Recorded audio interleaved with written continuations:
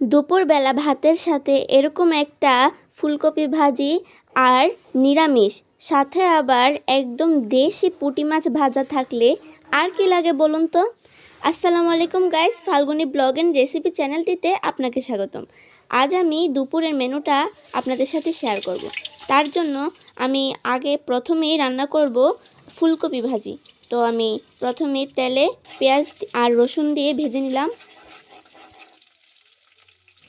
তারপর দিয়ে দেব রসুন বাটা, সাথে হলুদের গুঁড়া আর সামান্য জিরার গুঁড়া, সাথে স্বাদমতো লবণ দিয়ে এখন ফুলকপি আর সাথে কয়েকটা আলু দিয়ে দিলাম।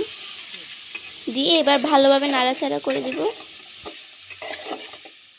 এখন দিয়ে দেব কয়েকটা কাঁচামরিচ, তারপর সামান্য পানি দিয়ে দেব।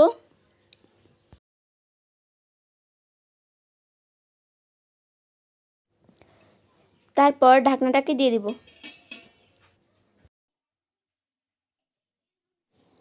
এখন আমি একটা ডিম ভাজবো, তো ডিমটার মধ্যে সামান্য লবণ দিয়ে তারপর এটাকে ভেজে নিব।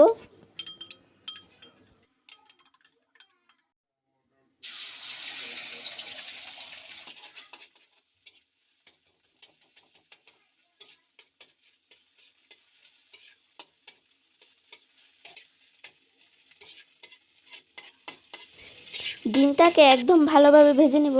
তারপর এই ফুলকপি ভাজিটার মধ্যে আমি ভেজে রাখা ডিমটাকে অ্যাড করে দিব।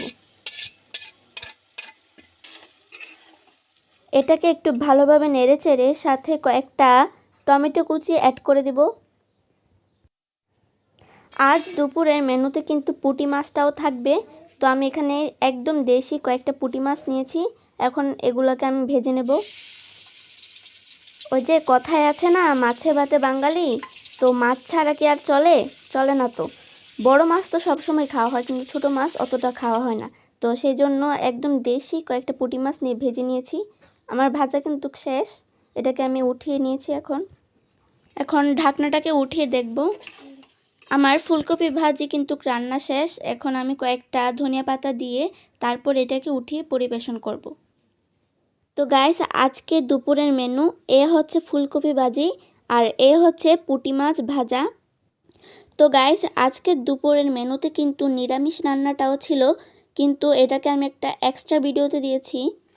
তো আমি এখন এটাকে টেস্ট করে দেখব কেমন হয়েছে। মাশাল্লাহ গাইস, অনেক স্বাদ হয়েছে আর আমার খুব জোর খিদেও পেয়েছিল। খুব টেস্ট হয়েছে। তো গাইস, আজকের ভিডিওটা কেমন হলো আমাকে কমেন্ট করে জানাতে কিন্তু ভুলবে না। তো পরিশেষে সবার কাছ থেকে আমি বিদায় নিচ্ছি। সবাইকে পবিত্র রমজানের অনেক অনেক শুভেচ্ছা। যদি ভিডিওটি ভালো লাগে থাকে তাহলে চ্যানেলটিকে সাবস্ক্রাইব করে পাশে থাকুন। আল্লাহ হাফেজ।